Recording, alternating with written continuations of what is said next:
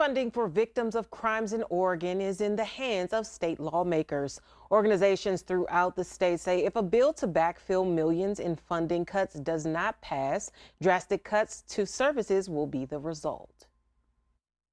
Victims of Crime Act, or VOCA funds, are dedicated to victim services agencies nationwide. And over the past few years, the bucket has begun to run dry. Agencies across Lane County have lobbied lawmakers to pass House Bill 3196-A, which would give money to the Department of Justice to backfill reductions. Hundreds of organizations, including Kids First and CASA and Hope and Safety Alliance, like all of these agencies that provide victim services that are really reliant on these funds to provide the services that we provide. Those have been cut by 42% nationwide. That's about $22 million in grants. VOCA funds, monies typically collected from offender-based fines for mainly white-collar crimes like fraud, allow agencies to keep their current services. Each year, Kids First in Eugene serves 700 children who are victims or witnesses of crimes, providing forensic interviews, medical exams, and victim advocacy. The House bill, which has been held up in Salem in the Ways and Means Committee since February, also impacts CASA of Lane County's ability to provide needed court-appointed special advocates to children in foster care.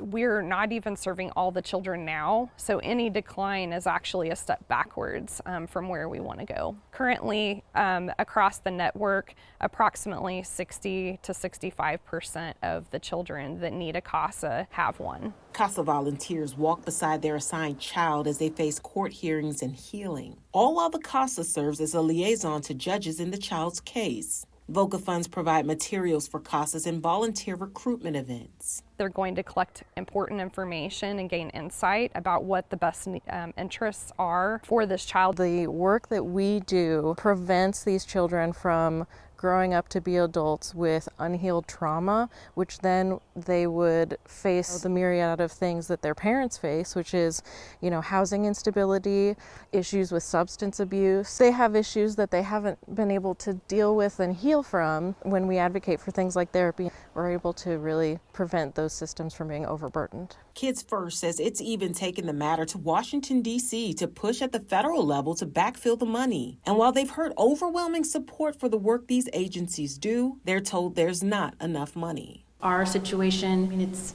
really pretty dire. This is trafficking agencies, this is all kinds of agencies, relief nursery.